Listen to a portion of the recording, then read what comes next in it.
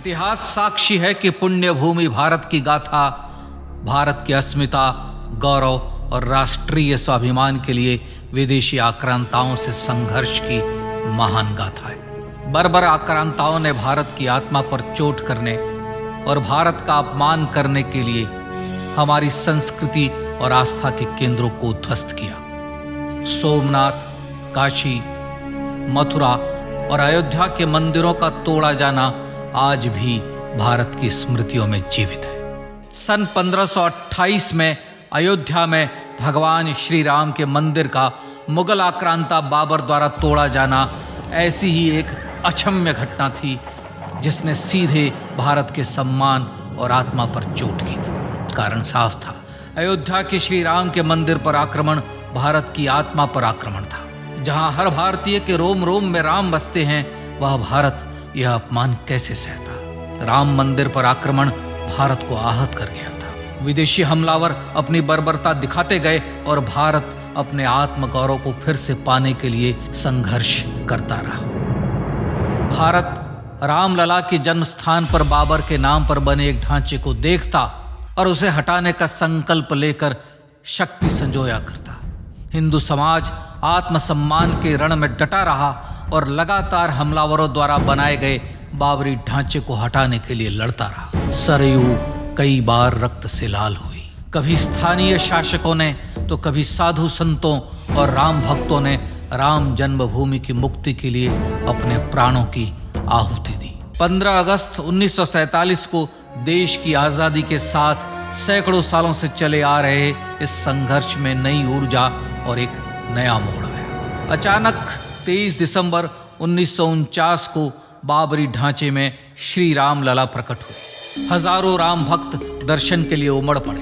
तत्कालीन प्रधानमंत्री पंडित जवाहरलाल नेहरू ने उत्तर प्रदेश सरकार को श्री राम लला को विवादित ढांचे से हटाने का आदेश दिया। उत्तर प्रदेश सरकार ने अयोध्या के कलेक्टर को यह काम दिया और यह निर्देश भी कि जरूरत पड़ने पर वे बल का प्रयोग भी करें। अयोध्या के कलेक्टर ने सरकार को उत्तर दिया कि यह नरसंहार के बिना संभव नहीं है और फिर भी वह ऐसा चाहती है तो किसी दूसरे कलेक्टर से यह काम करवा ले। परिणाम स्वरूप रामलला की मूर्ति वहीं विराजमान रही। विवादित ढांचे को बंद कर दिया गया।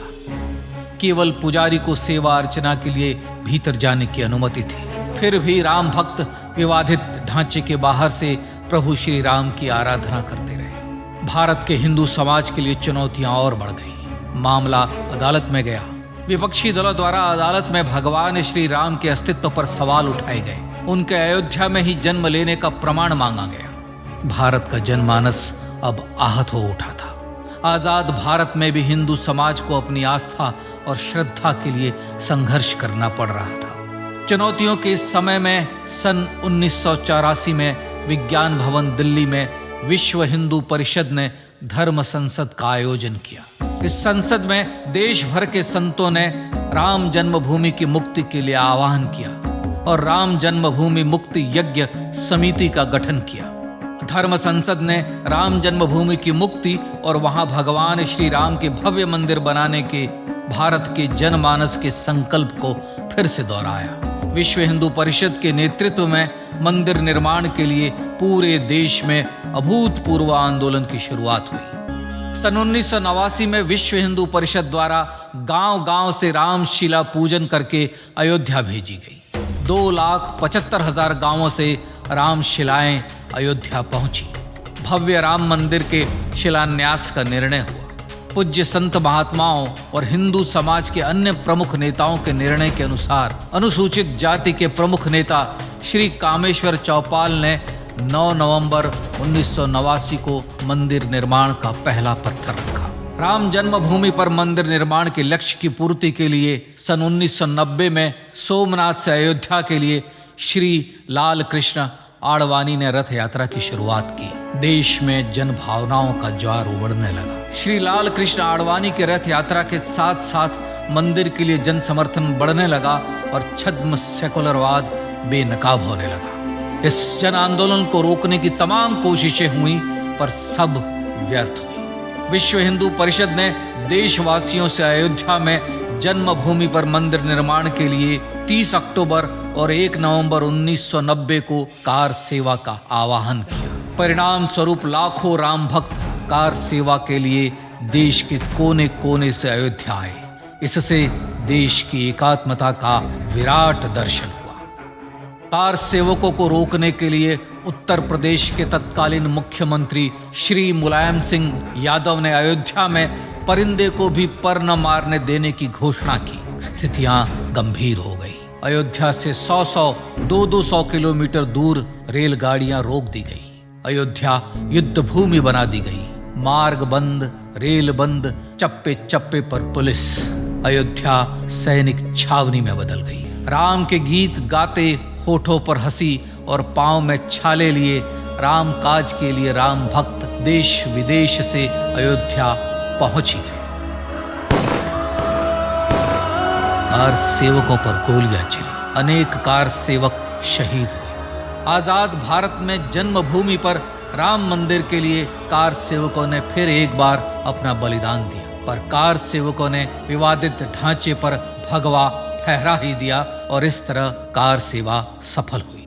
श्री राम जन्मभूमि आंदोलन ने भारत की सुप्त आत्मा को झकझोर कर जगा दिया था। विश्व हिंदू परिषद ने फिर एक बार 6 दिसंबर 1992 को कार सेवा का आह्वान किया। राम भक्तों को कार सेवा करने देने के लिए अदालत में प्रार्थना की गई, पर अदालत ने कोई निर्णय नहीं दिया। परिणाम स्वरूप बौद्ध, जैन, सिख, स्वामीनारायण संप्रदाय, गायत्री परिवार, हर पंथ मत विचार के हिंदू एकत्र हो गए। छूत अछूत का भेद मिटा, जाति की पहचान मिटी। हम सब हिंदू, हम सब सिंधु बन गए। राम सिंधु में ज्वार उठा और देखते ही देखते 6 दिसंबर 1992 को श्री राम जन्मभूमि से बाबरी ढांचा सदा के लिए हट गया।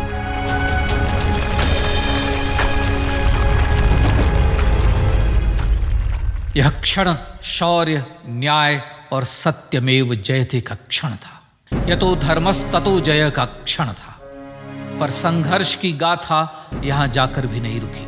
छद्म सेकुलरवादियों द्वारा भारत और भगवान श्री राम के इतिहास को झुठलाने के लिए अदालतों में चुनौतियों का सिलसिला चलता रहा, जो 1950 से चल रहा था। पर सत्य को तो जीतना ही था।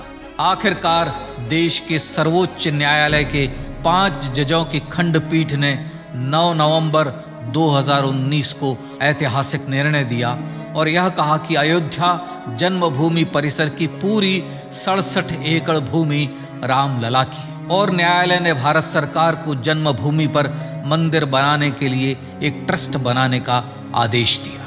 सर्वोच्च न्यायालय के आदेश के अनुसार भारत सरकार ने 5 फरवरी 2020 को श्री राम जन्मभूमि तीर्थ क्षेत्र नाम के ट्रस्ट का गठन किया और राम जन्मभूमि न्यास की भूमि जो सरकार द्वारा अधिग्रहित की गई थी, उसे ही नवनिर्मित न्यास को वापस दे दिया गया। 5 अगस्त 2020 को भारत के प्रधानमंत्री श्री नरेंद्र मोदी ने श्री राम जन्मभूमि तीर्थ क्षेत्र के अध्यक्ष पूज्य महंत नृत्य गोपाल दास, राष्ट्रीय स्वयंसेवक संघ के पूज्य सरसंघ चालक डॉक्टर मोहन भागवत एवं उत्तर प्रदेश के मुख्यमंत्री श्री योगी आदित्यनाथ की उपस्थिति में श्री राम जन्मभूमि पर भगवान श्री राम के भव्य मंदिर के लिए भूमि पूजन कर निर्माण कार्य का शुभारंभ किया। इस तरह लगभग 500 वर्षों से राम जन्मभूमि की मुक्ति के संघर्ष का पटाक्षेप हुआ।